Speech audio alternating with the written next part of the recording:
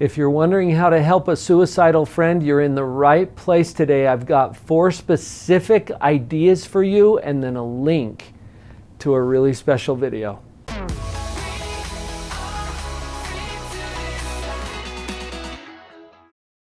This is something that none of us really want to deal with, but unfortunately we get to, and it comes up far too often. If you personally are feeling suicidal or considering suicide, please call the National Suicide Prevention Lifeline. The number is in the description or on the screen right now. Call that number if this pertains to you. If you're concerned about a friend, there's a couple of things that you can do. And number 1 is to listen. Listen. Probably the most important thing that you could ever do. This helps people to feel important. It helps them to voice some of their concerns or their thoughts in a way that they can take a little more rational view of it. You know, you got 2 ears. Let's use them to listen to our friends. I have a friend who is a funeral director, an undertaker, basically. And he said, talking about death won't kill you, and talking about suicide won't make it happen. In fact, the research indicates otherwise. Some people are hesitant to ask their friends, hey, I'm worried about you. Have you been considering suicide? You can ask it that directly, but they're afraid, oh, if I do that, that'll put an idea in their head.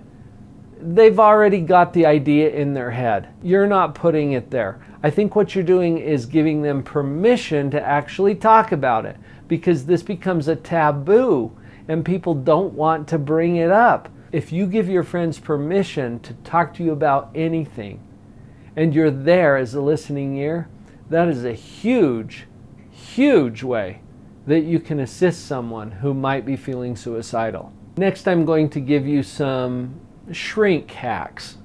All right, some people call me a shrink. That's an old slang word for a psychologist. And I used to be offended by it, and then I thought, it's a big waste of time to get offended. I'm just going to embrace that. Here's your shrink hacks. As you're listening, listen with empathy and compassion, but not shock or withdrawal.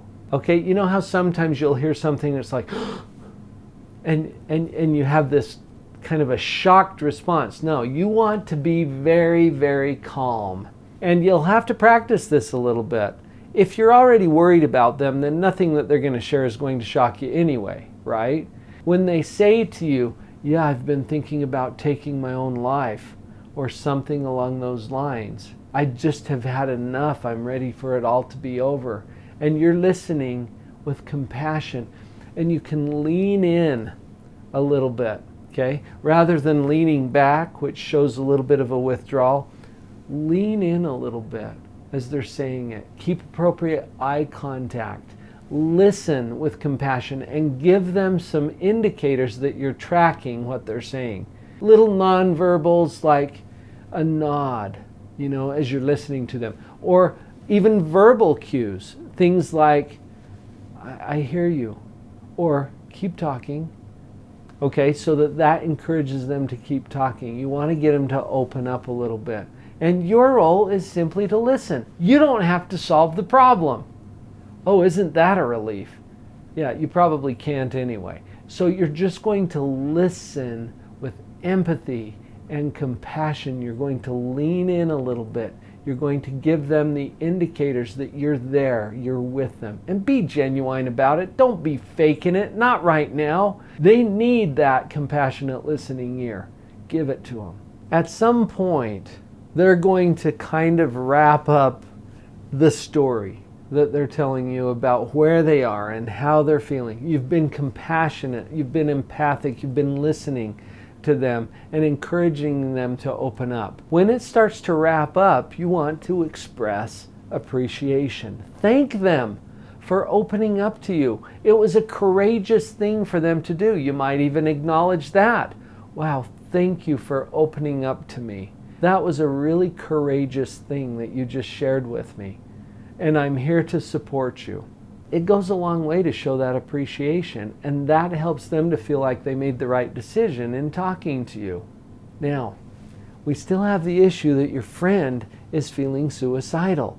And we want to do everything that we can to assist them and to help them. At the beginning of the video, I shared a lifeline.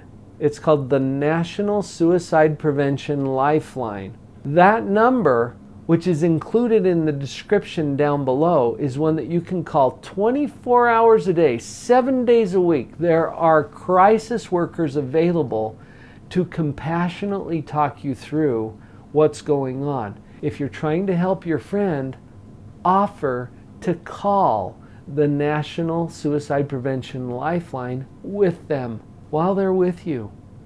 You can say, you know, I know of this resource. We can call it together and see what's available to help you and support you at this difficult time. I didn't even mention this during the main video, but I've discovered a video that I found to be helpful and inspiring that was put out by my church. You can link to it right here in the end screen. It's called Suicide Prevention. Choose to Stay.